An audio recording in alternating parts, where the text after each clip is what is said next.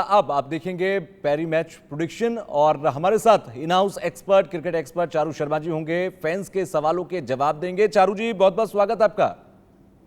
धन्यवाद जी, thank you. One more match to go, but all the attention is now on the final, and I must thank everybody on Pari Match, those who went to Pari Match for all your predictions. I hope you won, and I hope your hostile is still bulla. बिल्कुल, और final match के लिए मुझे लगता है कि सवाल भी फैंस के बहुत ज़्यादा से हैं, तो मैं सीधे सवालों के पास आ रहा हूं। सबसे पहला सवाल जो एक फैन का है वो ये है कि गुजरात और अगर मैं राजस्थान दोनों के बीच में देखूं, दो मैच अब तक हो चुके हैं, 2 मैच हो चुके हैं और इन दोनों मैच में जो डेविड मिलर थे वो गेम चेंजर थे। तो अब ये फैंस जानना चाह रहे हैं आपसे कि क्या डेविड मिलर गेम चेंजर रहे तो इस बार भी वो एक गेम चेंजर होंगे, और राजस्थान के क्योंकि वो एक्स प्लेयर भी रहे हैं वो, तो क्या ऐसे में एक खास स्ट्रेटेजी लेके जाना चाहिए उनके लिए? देखिए, उन्होंने बहुत बढ़िया पारियां खेली है, लेकिन वो काफी लेट आते हैं।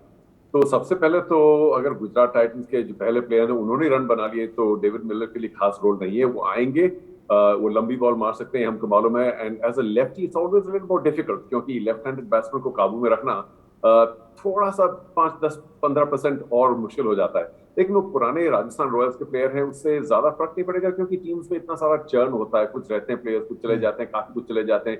टीम्स हर साल एक तरह से ज्यादा नई और कम पुरानी होती है। अभी संजू सैमसन का एक हाल में बयान था, उन्होंने स्टेटमेंट दिया कि जो रात के मैच होते हैं उन रात के मैचों में ओस जो होती है वो बहुत गेम चेंज कर देती है और टॉस हारने वाले के लिए बड़ी मुश्किल हो जाती है अगर वहां पर उनके हिसाब से चीजें नहीं है।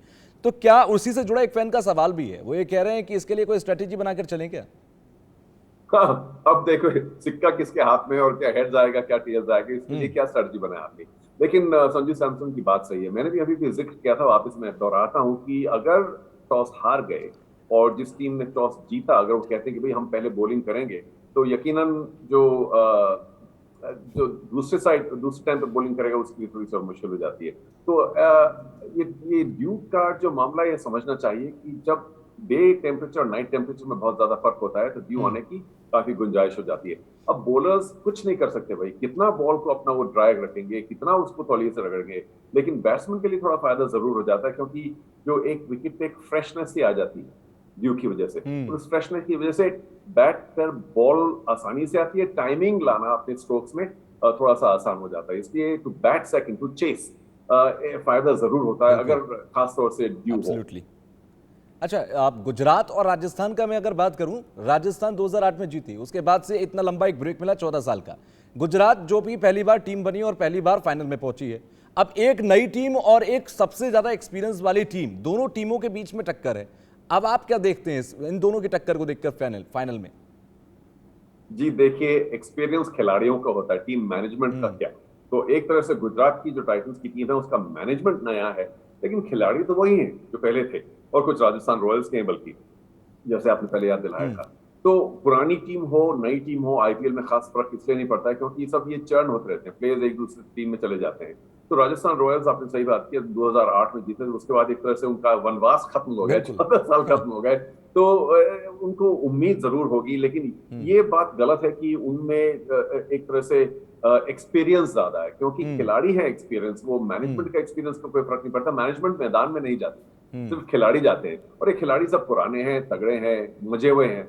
तो इनको फर्क नहीं पड़ता कि मैं आज इस टीम के लिए खेल रहा हूँ, कल उस टीम के लिए खेल रहा हूँ, क्योंकि एक तरह से उनका जो एक इंडिविजुअल परफॉर्मेंस की प्राइड होती है, वो किसी भी टीम में कभी भी खेले, तो एक तरह से अपने आप के लिए भी तो खेल रहे हैं। ये तो नहीं कि मैं इस टीम के लिए खेल रहा हूं तो आज मैं जीतूंगा, अरे मैं उस टीम के लिए खेल रहा हूं तो मैं खराब प्रदर्शन करूंगा, क्योंकि हर एक खिलाड़ी जानता है कि उसकी जो वैल्यू है खुद के प्रदर्शन की वजह से है। अच्छा ठीक है, लास्ट में आप मुझे ये बताइए कि इन दोनों टीमों के बीच का जो पैरी मैच प्रेडिक्शन है, आपके हिसाब से क्या है, कौन टीम आज विनिंग टीम होगी? जी, मैं ये एक बार फिर लोगों को याद दिलाना चाहता हूं कि आप पैरी मैच पर जाइए, इस world number 1 gaming platform, very trusted platform, और अपना खुद का प्रेडिक्शन लगाइए, अगर सही है तो जीतिए। लेकिन मेरी तरफ से मैं कहना चाहता हूं कि गुजरात टाइटंस सिर्फ इसलिए नहीं क्योंकि लीग में नंबर 1 थे, लेकिन दे बैट डीपर, और ये बहुत जरूरी चीज है, क्योंकि वो जानते हैं कि अगर 1 2 3 4 5 6 नहीं तो 7वां नहीं तो 8वां हमारे लिए रन बना लेगा, all the way to Rashid Khan. Their balance is better, they bat deeper, they have more confidence, and they have of course beaten Rajasthan Royals before. तो ये सारा कॉन्फिडेंस, और थोड़ी सी उनको ज्यादा रेस्ट भी मिली है, क्योंकि ये कैंपेन इतना तगड़ा था कि लोग थक भी जाते हैं। सो ये सब फैक्टर्स को मिला के मुझे लगता है कि गुजरात टाइटंस, इसलिए नहीं क्योंकि वो अपने होम मैदान पे खेल रहे हैं, क्योंकि अहमदाबाद में कोई खास खेला ही नहीं अभी तक, तो ऐसा नहीं कि उनका कोई होम ग्राउंड है ये, लेकिन just on ability, man to man जिसे बोलते हैं, मानो मानो, मुझे लगता है कि गुजरात टाइटंस थोड़ी सी आगे है। अच्छा, एक सवाल फैन का ये भी है, वो ये जानना चाहते हैं कि गुजरात के पास इतने सारे बड़े बड़े खिलाड़ी हैं, लेकिन फाइनल के लिए कोई एक्स फैक्टर खिलाड़ी आपको दिखाई देता है? जी, कोई नए खिलाड़ी को तो नहीं खिलाएंगे, क्योंकि बहुत ज्यादा प्रेशर हो जाता है फाइनल का। ये जो उनके करंट खिलाड़ी हैं उनमें से कौन स्टार करेगा, मुझे नहीं लगता कि कोई नया आदमी आएगा। एक तो क्या है कि Hardik Pandya is going through a very very good phase, a purple patch as it were. कप्तान भी है, वो बड़ा प्रेशर बड़ी आसानी से ले रहा है, रन भी बना रहा है, सब कुछ कर रहा है, बॉलिंग भी कर रहा है। तो मुझे लगता है कि he will want to lead from the front, और एक बड़े कूल माइंड से भी खेलता है। सो अब नए किसी कौन स्टार करेगा मालूम नहीं, लेकिन मुझे लगता है कि Hardik Pandya will once again lead from the front, and he will want to lead from the front without the pressure, और कि अगर मैं कप्तान हूं, अगर मैंने जीत गया, अगर मैं हार गया, ये सब प्रेशर नहीं लेगा। So I still think that Hardik is my number one potential star for the final.